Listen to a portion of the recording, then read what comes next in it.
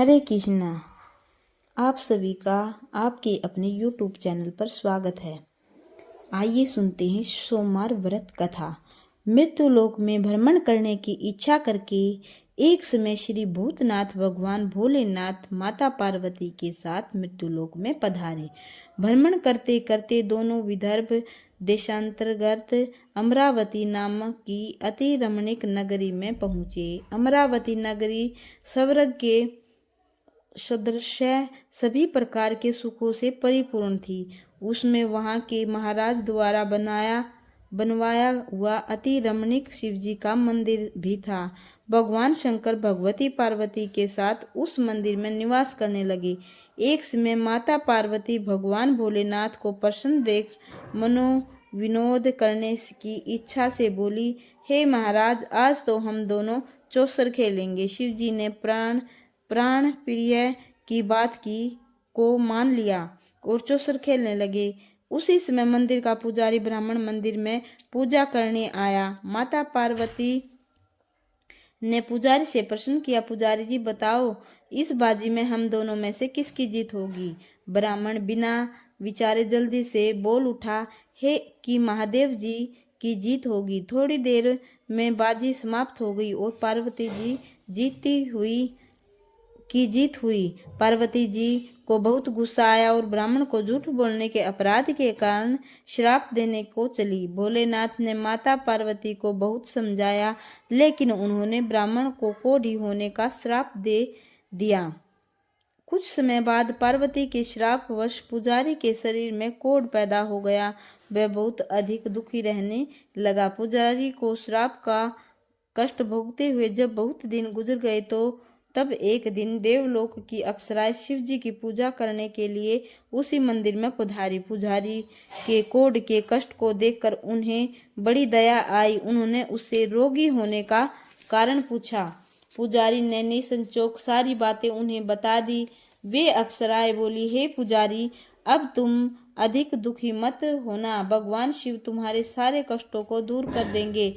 तुम सब व्रतों में श्रेष्ठ 16 सोमवार का व्रत भक्ति भाव से किया करो। पुजारी ने अप्सराओं से निम्रता पूर्वक 16 सोमवार व्रत की विधि पूछी। अप्सराओं ने बताया, सोमवार को भक्ति भाव से व्रत करो, साफ वस्त्र पहनो, संध्या वे उपासना के बाद आधा सेर गेहूं का आटा लो, उसके 3 भाग करो और घी, गुड़, दीप, नघेव, मूंगफली, बेलपत्र, जनेऊ, जोड़ा, चंदन, अक्षत, पुष्पादि के द्वारा प्रदोष काल में भगवान शंकर की विधि से पूजा करो।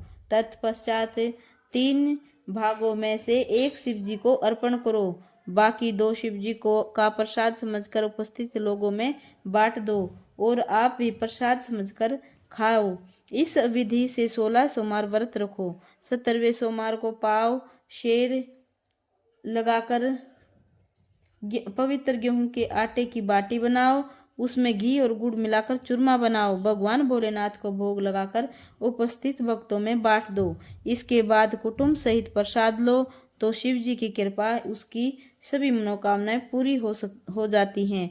ऐसा कहकर अप्सराएं स्वर्ग को चली गई। ब्राह्मण ने यथाविधि 16 सोमवार व्रत किया तथा भगवान शिव जी की कृपा से रोग से मुक्त होकर पाकर आनंद से रहने लगा। कुछ दिन बाद शिवजी और पार्वती उस मंदिर में पुनः पधारे।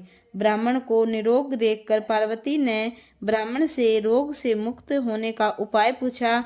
ब्राह्मण ने 16 सोमवार व्रत कथा सुनाई। पार्वती जी बहुत प्रसन्न हुई। ब्राह्मण से इस व्रत की विधि पूछी हुई और स्वयं व्रत करने के लिए तैयार हो गई। व्रत करने के बाद उनकी मनोकामना पूरी हुई और उनके रूठे बेटे स्वामी कार्तिकेय स्वयं माता की आज्ञाकारी हुए। कार्तिकेय जी को अपनी यह विचार प्रवर्तन का रहस्य जानने की इच्छा हुई। वे माता से बोले, हे माता, आपने ऐसा कौन सा उपाय किया जिससे मेरा मन आपकी ओर आकर्षित हो गया? पार्वती जी ने वही 16 सोमवार व्रत की कथा उनको सुना दी। कार्तिकेय जी ने कहा, इस व्रत को मैं भी करूंगा, क्योंकि मेरा प्रिय मित्र ब्राह्मण बहुत दुखी दिल से परदेश गया है। मेरी उससे मिलने की बहुत आशा है। कार्तिकेय जी ने भी इस व्रत को किया और उनका प्यारा मित्र मिल गया। मित्र ने उस आकस्मिक मिलन को का भेद पूछा तो कार्तिकेय जी बोले, हे मित्र, हमने तुम्हारे मिलने की इच्छा करके 16 सोमवार का व्रत किया था। अब तो ब्राह्मण मित्र को भी अपने विवाह की बड़ी चिंता हुई। उसने कार्तिकेय जी से व्रत की विधि पूछी और यथा विधि व्रत किया। व्रत के प्रभाव से जब वह किसी कार्य में से विदेश गया तो वहां के राजा की लड़की का स्वयंवर था। राजा ने प्रण किया था कि जिस राजकुमार के गले में सब प्रकार षडारित हंथनी माला डालेगी, मैं उसी के साथ अपनी प्यारी बेटी का विवाह कर दूंगा। शिव जी की कृपा से वह ब्राह्मण भी स्वयंवर देखने की इच्छा से राज्यसभा में एक और बैठा था। नियत समय पर अंथनी आई और उसने जयमाला उस ब्राह्मण के गले में डाल दी। राजा ने अपनी प्रतिज्ञा के अनुसार बड़ी धूमधाम से अपनी कन्या का विवाह उस ब्राह्मण के साथ कर दिया। ब्राह्मण को बहुत सा धन और सम्मान देकर संतुष्ट किया। ब्राह्मण सुंदर राजकन्या पाकर सुख से जीवन व्यतीत करने लगा। एक दिन राजकन्या ने अपने पति से प्रश्न किया, हे प्राणनाथ, आपने ऐसा कौन सा बड़ा पुण्य किया था जिसके प्रभाव से हथिनी ने सब राजकुमारों को छोड़कर आपको वर्ण किया। ब्राह्मण बोला, हे प्राण प्रिय, मैंने अपने दोस्त कार्तिकेय जी के कथा अनुसार 16 सोमवार का व्रत किया, जिसके प्रभाव से मुझे तुम जैसी रूपवान पत्नी की प्राप्ति हुई। इस व्रत की महिमा सुनकर राजकन्या को बड़ी हैरत हुई। वह भी पुत्र की कामना करके व्रत करने लगी। शिव जी की दया से उसके गर्भ से एक अति सुंदर सुशील धर्मात्मा और विद्वान पुत्र उत्पन्न हुआ। माता और पिता और देव पुत्र को पाकर अति प्रसन्न हुई और उसका लालन पालन बड़ी अच्छी प्रकार करने लगे। जब पुत्र समझदार हुआ तो एक दिन उसने अपनी माता से प्रश्न किया, हे माँ, तुमने कौन सा व्रत और तप किया है जो मेरे जैसा पुत्र तुम्हारे गर्भ में उत्पन्न हुआ है। उसकी माता ने 16 सोमवार के व्रत की कथा पुत्र को बताई। पुत्र ने भी सब तरह के मनोरथ पूर्ण करने वाले इस व्रत को सुना तो वह भी राज्याधिकारी पाने की इच्छा से हर सोमवार को यथाविधि से यह व्रत करने लगा। व्रत शुरू होने के बाद एक देश के वृद्ध राजा के दूतों ने आकर उसको राजकन्या के लिए वर्ण किया। राजा ने अपनी बेटी का विवाह ऐसे सर्वगुण संपन्न ब्राह्मण युवक के साथ करके बड़ा सुख प्राप्त किया। वृद्ध राजा के दिवगत हो जाने पर इसी ब्राह्मण को सिंहासन पर बैठाया गया, क्योंकि दिवगत राजा के यहाँ कोई पुत्र नहीं था। राजा को उत्तराधिकारी होकर भी यह ब्राह्मण पुत्र 16 सोमवार का व्रत करता था।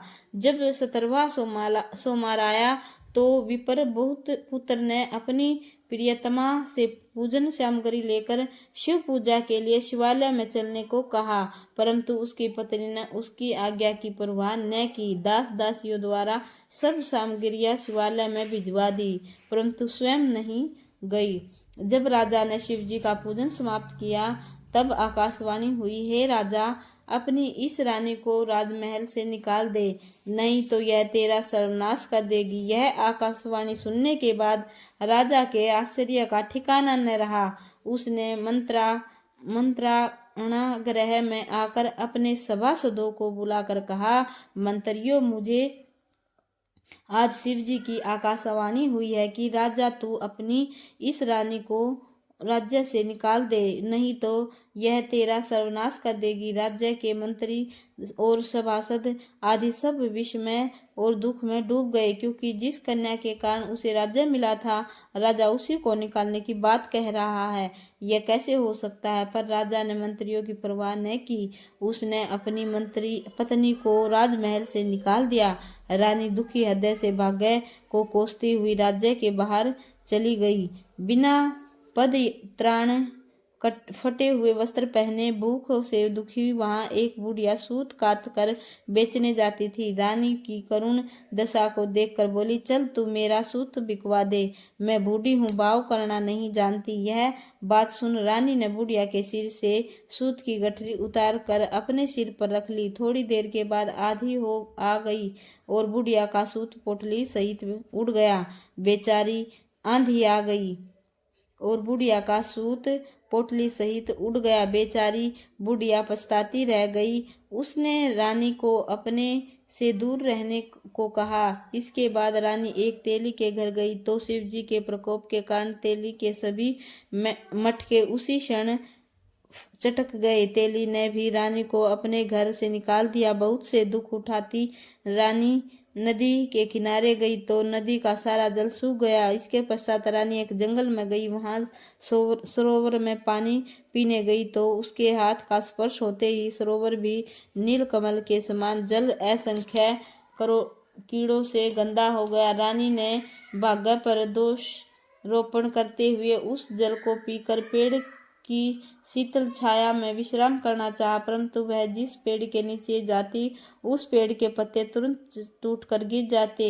वन सरोवर जल की ऐसी दशा देख गऊ चराते ग्वालों ने अपने गुसाई जी से, जो उस जंगल में स्थित मंदिर में पुजारी था, वह यह बात बताई। गुसाई जी के आदेश अनुसार ग्वाले रानी को पकड़कर गुसाई जी के पास लाए। रानी की मुख क्रांति और शरीर शोभा देख गुसाई जी जान गए कि यह अवश्य ही कोई विधि की